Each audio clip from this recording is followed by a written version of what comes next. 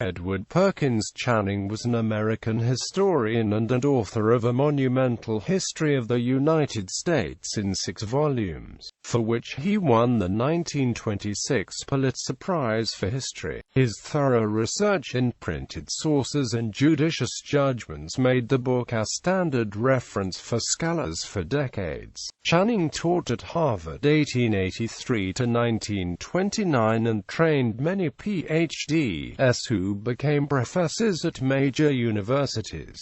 Life and works. Edward Channing was born in Dorchester, Massachusetts, the fifth child of Ellen Kilshaw Fuller, a sister of Margaret Fuller, and William Ellery Channing, the poet and walking companion of Henry David Thoreau. Some months after his birth, his mother died, and he was placed out with a shoemaker and his wife in Abington, Mass. Sometime around 1860, his paternal grandfather Walter Channing and his daughter took care of him. Young Edward Channing attended a private school and entered Harvard College in autumn 1874. He received his A.B. in 1878, and 2 years later he received his Ph.D.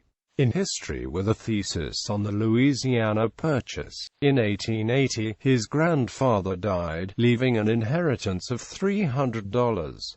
He undertook a 9-month tour through Europe, which led him also to the Near East and North Africa. After he returned, he wrote geographical articles for Science, for example about the Sudan, and geography instruction at German schools. In 1883, he became an instructor of history at Harvard University and an assistant for Professor Charles Cutler Torrey. On July 22, 1886, he married the sister-in-law of Thomas Wentworth Higginson, Alice Thacker. They had 2 daughters. Academic. In 1883, Channing received a prize of $150 for his work, Town and County Government in the English Colonies of North America. This monograph also brought him the membership in the Massachusetts Historical Society and was the basis of the first paper given at the first meeting of the American Historical Association in 1884 in Saratoga, N.Y. In 1883, Channing published a revised edition of An Epitome of Ancient, Medieval, and Modern History by German historian Karl Plutz, adding new sections on English and U.S. history. In 1887, Channing became assistant professor, in 1897 professor, and in 1912 McLean Professor of Ancient and Modern History.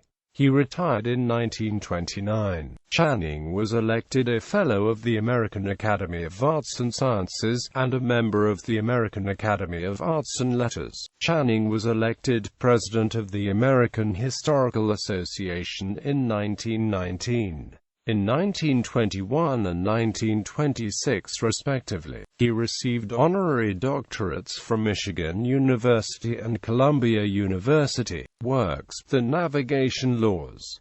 The United States of America, 1765 to 1865, a textbook. 2nd ed. 1930. A History of the United States, Volume 1, The Planting of a Nation in the New World, 1000 to 1660. A History of the United States, Volume 2, A Century of Colonial History, 1660 to 1760. A History of the United States, Volume 3, The American Revolution, 1761 to 1789. A History of the United States, Volume 4, Federalists and Republicans, 1789 to 1815. A History of the United States, Volume 5, The Period of Transition, 1815 to 1848.